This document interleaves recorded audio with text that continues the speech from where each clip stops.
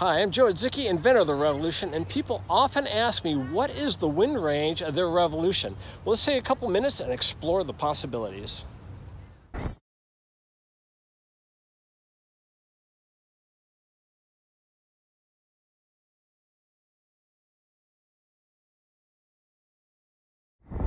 Wow, we're about to push your wind range to a whole new level.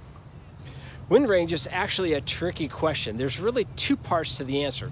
Number one, what is the wind range of your Revolution model? And number two, what is the wind range of the Rev Pilot? Understanding these two aspects will turn you into a wind range expert. For a one-line kite, this is a straightforward question. Number one, the light wind conditions are just enough to keep your kite in the air, and the high wind conditions are when the pressure gets so powerful that your kite spins out of control or actually snaps under pressure. You really don't have a lot of control over this, but with the Revolution, you have total control. This brings us to the first key rev skill that will push your upper wind limit: speed control. The force on your rev is strongly affected by speed. In fact, you can explode a graphite shaft by accelerating too quickly in high winds. But by far, the most limiting factor in your wind range is being able to stop a crash. How do you stop a crash?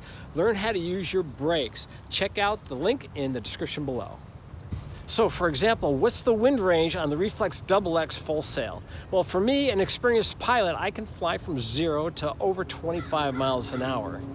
I've actually flown the XX full sail in over 55 miles an hour without breaking it. This isn't a boast, it just happens to be that if you understand the control and can control the speed of the kite and avoid crashes, the wind range is huge on these kites. But for a new pilot, you're probably flying more in that 6 to 10 mile an hour range. You fly higher than that and it gets a little out of control because you don't quite have the touch, you're over controlling. In the lower conditions, again, you're just not adjusting the angle correctly to take advantage of that. But with about a half hour of experience, you'll probably drop that range down to 4 miles an hour and maybe up to 12 miles an hour. As you develop your technique, your Revolution can be flown in a wide range of wind conditions, including extremely light conditions.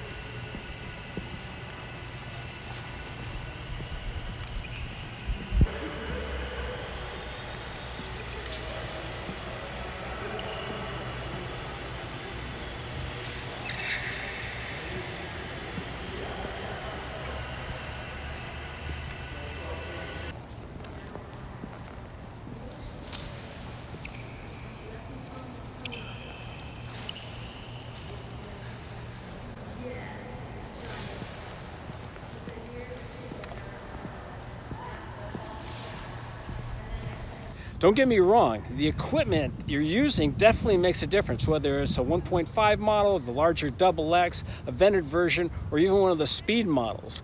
But without basic skills, your wind range is going to be strongly affected.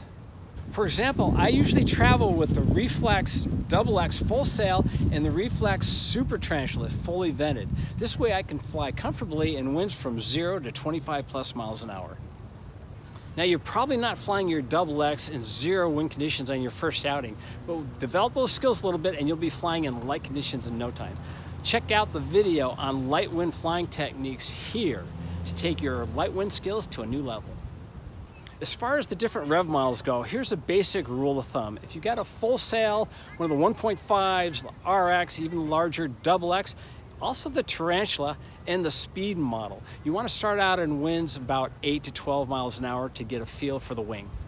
If your basic wind conditions are above 10 and 12 miles an hour, you're going to want to start out with a vented model. For example, Tarantula, or maybe a Super Tarantula, or one of the vented 1.5 models, for example, the New York Minute. You can get a 2 or a 3 vented version for those higher wind conditions. If your conditions tend to be on the light side, below 10 miles an hour, my first choice is always the Reflex XX full sail. Or if you're just trying to test out the waters a little bit, maybe the Reflex EXP. So pick up a Rev and join us at Revolution Club 38. It's included free with your Rev purchase. Let's take those skills up to the next level and make your wind window huge. We'll see you on the field.